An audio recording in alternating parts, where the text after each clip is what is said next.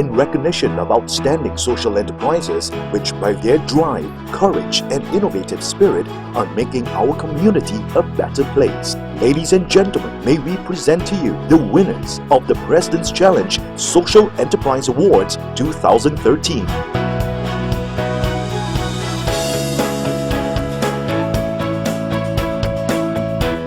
I believe every company could do good in their own ways, and it's really about business with heart. Lee's Restaurant have an open door policy where we hire people from the marginalized group ranging from the disability, mental illness, the ex-convict and single mom, senior citizen. We have a job placement structure where they come in, we do training and then job placement and even customize their job really based on their abilities and not their disabilities. To date, we have about 20 with us spread among 4 outlets and our catering arm, and we have at least 100 that went through our door since we started. For example, we have an ex-convict who came in and joined us as a waiter, and look at the wall behind. These are all done by him without prior training in Photoshop or design application. He did something that is so fantastic. And the best part is one of our regular customers who is from Pico Art wrote him in and employed him as a junior designer with Pico Art, which to us is really heartened to see someone coming up from Changi and then move on to a better paying job and with a lot more self-esteem and higher confidence. Being a social enterprise or just an ordinary enterprise, I believe the problems will still be there, the challenges will still be numerous. The differences being a social enterprise is that you deal with a lot more human factor, which you are dealing with people with very diverse background, different temperament, different abilities.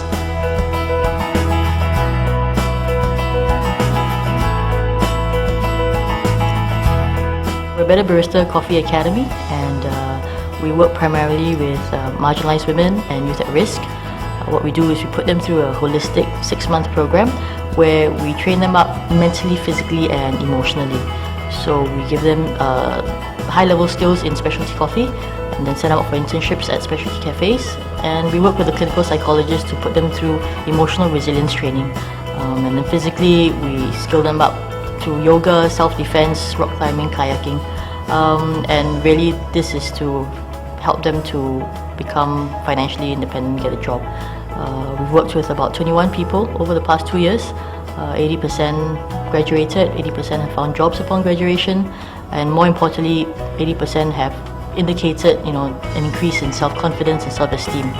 We think the coffee industry is a great industry to do a social business, because coffee is something that everybody understands and they're familiar with. And right now in the industry, there's also a real lack of skilled baristas. So by training up and giving opportunities to the marginalized groups that we work with, we actually give them an opportunity and also help to fulfill industry needs. If you're thinking about starting a social enterprise, I think the very important thing is to really understand a business model that can help you generate revenue. That's the most important thing. So you have to focus on the quality of your product and service so that consumers have a reason to support you and to buy your products.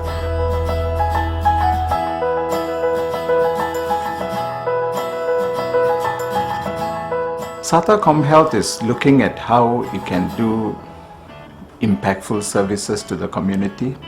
There are many ways that we do that, like in our Doctors on Wheels, our community events, and various ways that we contribute to health and well-being of people.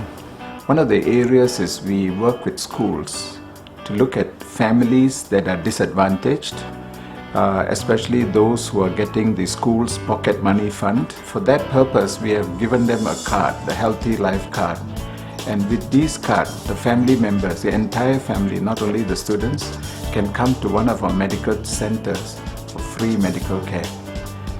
Another way that we support communities out there is looking at home care. We go to their homes and we provide home nursing care.